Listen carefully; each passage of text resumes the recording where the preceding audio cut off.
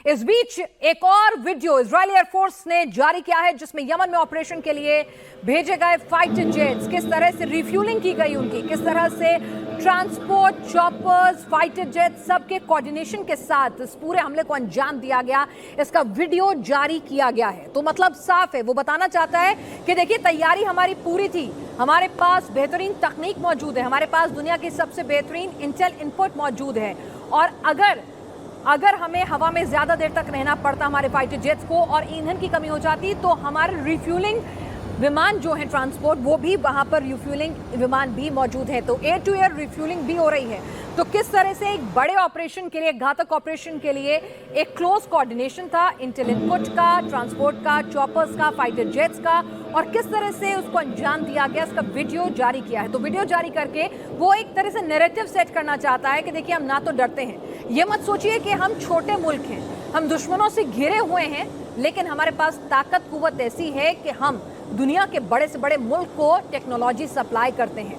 हमारी जो एजेंसी है मोसाद, दुनिया उसका लोहा मानती है और इतिहास गवाह है कि हम घर में घुसकर मारते हैं। तो यहाँ पर कोई हिचक नहीं रहा है, वो अपनी बॉम्बिंग को बाकायदा खुलकर एक्सेप्ट कर रहा है। कहा तो ये भी जा रहा था कि साल भर पहले जब इजराइल पर जिस तरह से हमला हुआ था, उसके बाद कहा जा रहा था कि भाई इजराइल क्यों नहीं काउंटर अटैक कर रहा, और कैसे इजराइल, जिसको कहा जाता था कि भाई वो तो अभेद किला है, उसको कैसे भेद दिया, कैसे एक तरह से शॉक में आ गया था इजराइल। पूरी दुनिया में कहा गया था कि जिसको कोई सोचता है कि इसको कोई नहीं भेज सकता, आयरन डोम जिसके पास है, वहां पर कैसे इतना बड़ा हमला हो गया, कैसे वहां पर लोगों को होस्टेजेस बना लिया गया।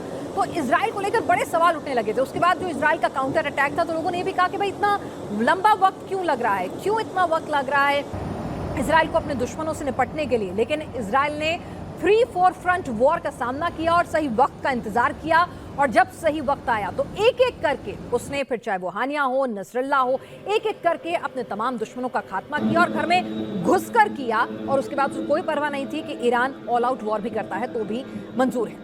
हिजबुल्लाह जहां 27 सितंबर को हुए हमले से उबरने की कोशिश कर रहा है, वहीं इजराइल लगातार बेरूत पर मिसाइलें दाग रहा है।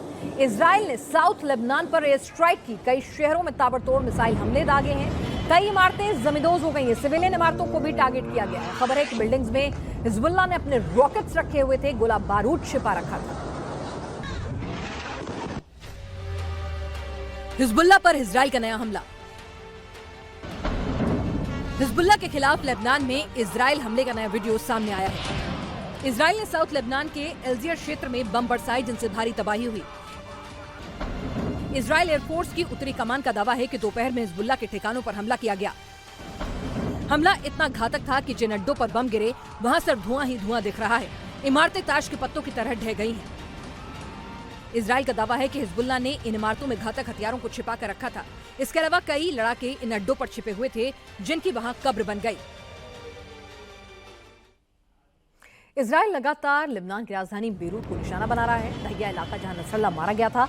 आपको पता है वहां एक बार फिर से इजराइल ने एयर स्ट्राइक की है। हमले में कई इमारतों को भारी नुकसान पहुंचा है, सिविलियन इमारतें जो हैं उनको भी टारगेट किया गया है। दरअसल क्या हुआ है कि जब इमारतों को टारगेट किया जा रहा था, पिन पॉइंट अटैक में, प्रिसाइज अटैक में, कुछ आसपास की इमारतें भी चपेट में आई हैं, वो भरभरा कर गिर गई हैं, जिसके मलबे में कई लोग दब गए हैं।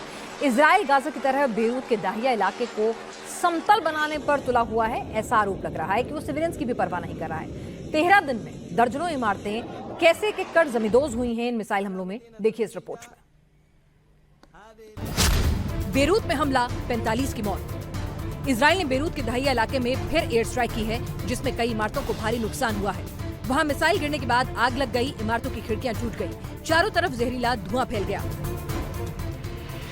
बेरूत के अलावा इजराइल ने लेबनान की वेका घाटी में भी हमला किया है। इन हमलों में कम से कम 45 लोग मारे गए और 76 लोगों के घायल होने की खबर है। कई जगह कारों में आग लग गई। वीडियो से साफ समझा जा सकता है कि इसमें अगर कोई रहा होगा तो उसे भागने का मौका भी नहीं मिला होगा। इजराइल का दावा है कि सिविलियन नहीं थे, बल्कि सिविलियन के बीच में हिजबुल्लाह के लड़ाके रह रहे थे।